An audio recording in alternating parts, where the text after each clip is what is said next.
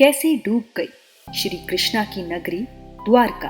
दोस्तों, द्वारका एक ऐसा शहर है जिसको कभी श्री कृष्ण ने बसाया था।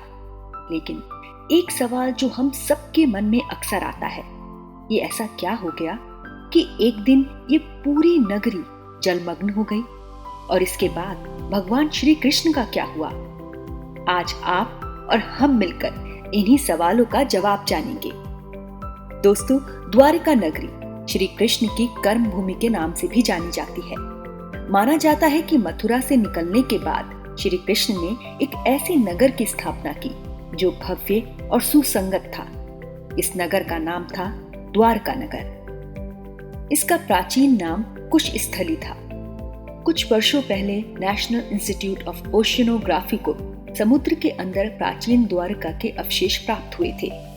महाभारत में वर्णित कथा के अनुसार भगवान श्री कृष्ण ने जब कंस का वध किया, तब जरासाल ने प्रण लिया कि वो कृष्णा और यदुवंशियों का सर्वनाश कर देगा।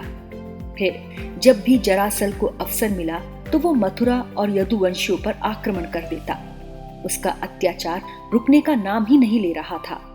ऐसे में यदुवंशियों की सुरक्षा के लिए श्री कृष्ण ने मथुरा को छोड़ देना ही उचित समझा, और ऐसे मथुरा छोड़ने के बाद उन्होंने समुद्र किनारे द्वारका नाम के भव्य नगर की स्थापना की।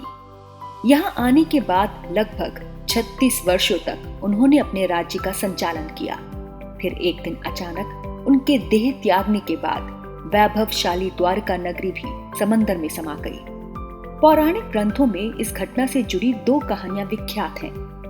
एक गांधारी द्वारा दिया गया श्री कृष्ण को शाप, और दूसरा ऋषि मुनियों द्वारा श्री कृष्ण को पुत्र सांब को दिया गया श्राप। महाभारत का युद्ध समाप्त होने के बाद कौरवों की माता गांधारी ने महाभारत युद्ध के लिए श्री कृष्ण को दोषी ठहराया।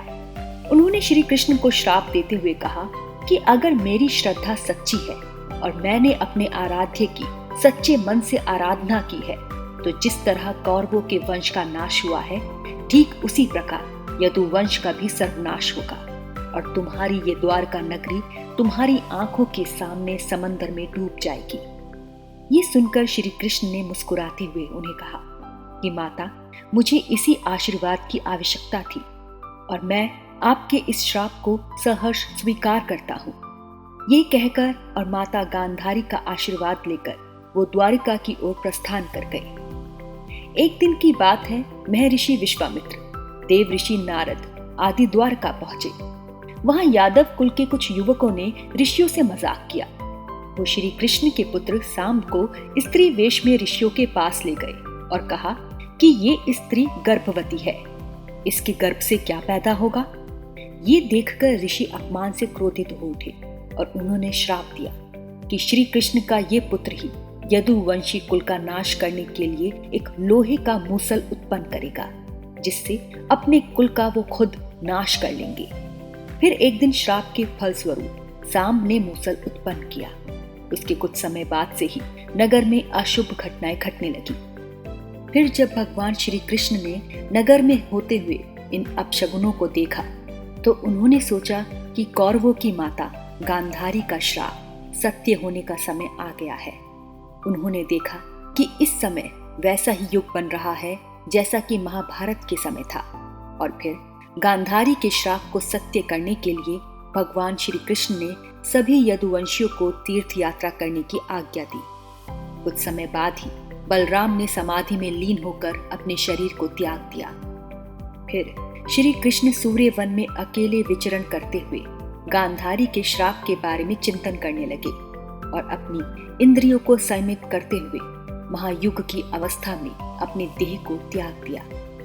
श्री कृष्ण के जाते ही द्वारका नगरी समंदर में डूब गई। ये दृश्य देखकर सब आश्चर्यचकित हो गए। तो दोस्तों, आज भी सनातन धर्म की इस कथा के कई साक्षी हैं जो वक्त वक्त पर सामने आते रहते हैं।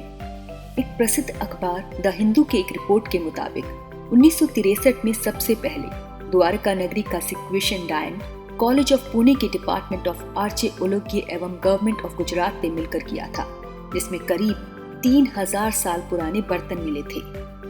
इसके बाद ASI की अंडर वाटर आर्कियोलॉजिकल विंग को समंदर में कुछ कॉपर कॉइन और ग्रेनाइट सब्सटेंस मिले थे, जिसके बाद पूरी द्वारका नगरी को भी खोज लिया गया था। तो दोस्तों, उम्मीद करते हैं कि आपको आज की हमारी ये स्टोरी पसंद आई होगी। वीडियो को लाइक करने के साथ और इंटरेस्टिंग माइथोलॉजिकल फैक्ट्स को देखने के लिए चैनल को सब्सक्राइब कीजिए।